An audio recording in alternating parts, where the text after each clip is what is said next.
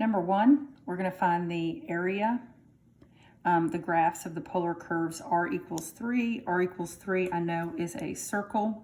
So this is the equation of a circle with radius 3. And that would be this piece here.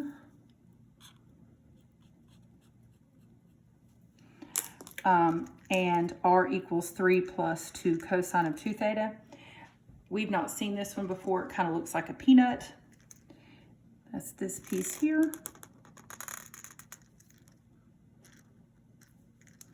And it's also this piece here.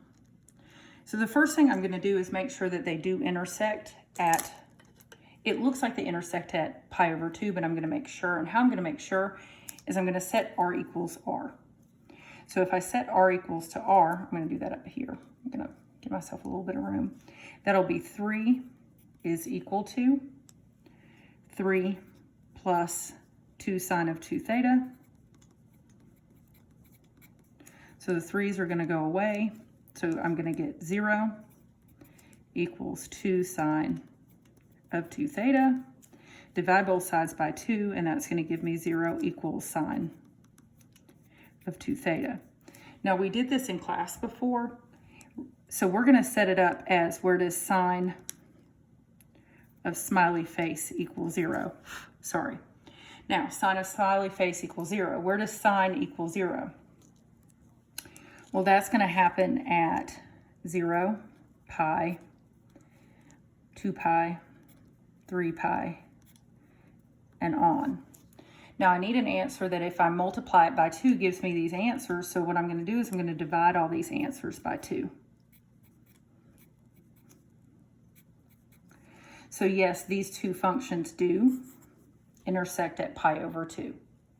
So that means that I'm going to find the area of the circle from 0 straight line to pi over 2 straight line.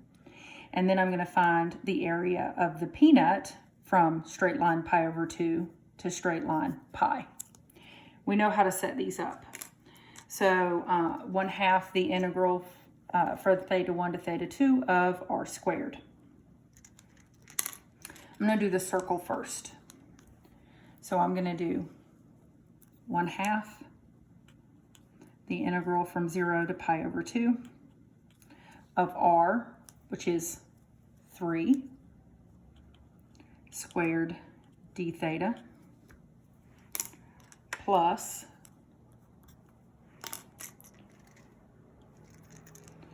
one-half from straight line pi over 2 to straight line pi of 3 plus 2 sine of 2 theta squared d theta. Now plug it in your calculator and make sure that you get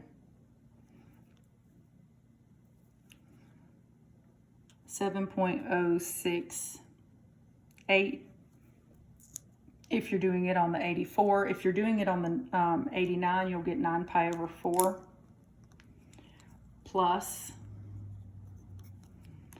and this piece was 2.639. So that final answer should be 9.707. Now, if I did not want to do the integral of 1/2 0 to pi over 2 of r squared d theta, that's just 1/4 of a circle. So the area of a circle is pi r squared. But because I have 1/4 of a circle, I could have done 1/4 pi r squared. And then the radius of that circle is 3. So that would have been 9 pi over 4, which when you do the math is the same thing either way. So you could have used an integral, or you just could have used geometry for that other piece. Thanks.